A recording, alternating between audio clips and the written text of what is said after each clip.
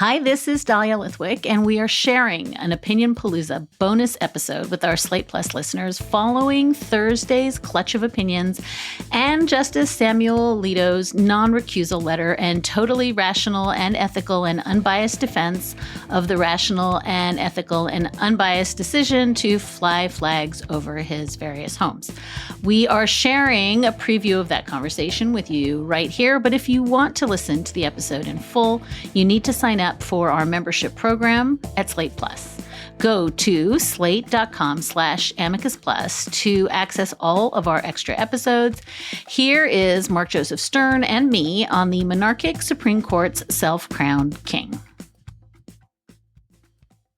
So there is a substantive problem that we're starting to pick up on, and that it is Justice Alito in recent weeks making very real and very serious errors in his opinion writing that are actually prompting, and you've been tweeting about this, corrections from sources that he cites to say, no, actually, my work reflects the opposite of what you're saying. And I'd love for you to just unpack that, Mark, because it is more of the I'll tell you what truth is.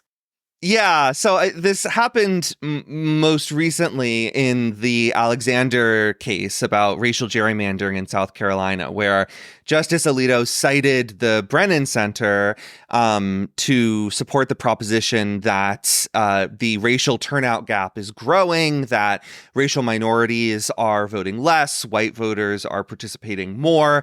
And Alito said, well, that leads to the conclusion that racial data is actually less useful in drawing maps. So we should just assume that the map drawers in this case, despite targeting with surgical precision 30,000 Black residents and shifting them to a different district to prevent them from flipping the one they were in to Democrats, he said we should just assume that everything was above board and innocent because this racial data, look, guys, it's useless. Not enough Black people vote for it to be of any use. The Brennan Center responded and said, oh my God, Justice Alito, you completely misunderstood our work. You, in fact, got it backwards. If you had actually read the report you cited, and by the way, he cited a blog post that was several years old instead of a much more recent and comprehensive and lengthy analysis of all of these issues that would have made it even clearer why he was wrong.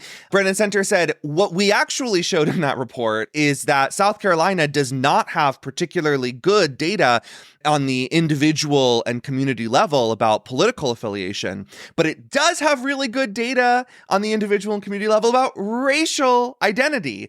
And so if Alito had read maybe 4 more sentences of the blog post that he cited, or if he had read the full report that elaborates on these issues, he would have seen that the map drawers in this case had every incentive to look at racial data because it's better and clearer and more consistent and useful than political data in South Carolina.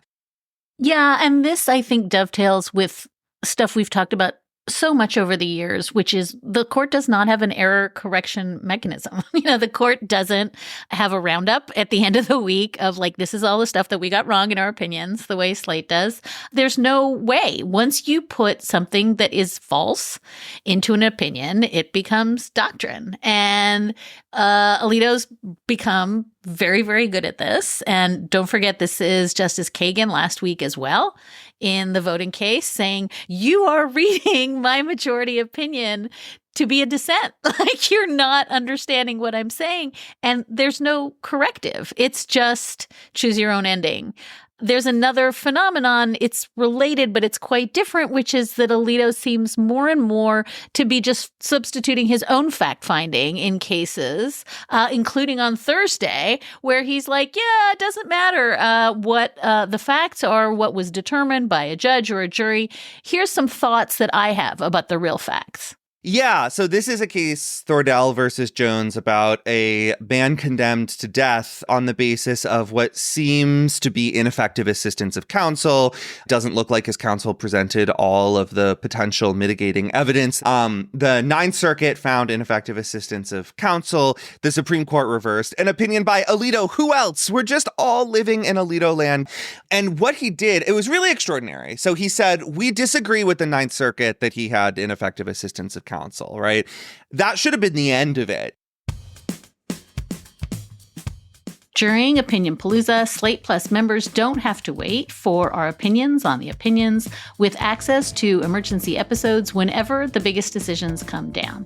If you are not a subscriber, go to slate.com/Amicus Plus to join, or if you're listening in Apple Podcasts, click Try Free at the top of our show page. We're back on Saturday with this week's episode of Amicus, and we'll talk to you then.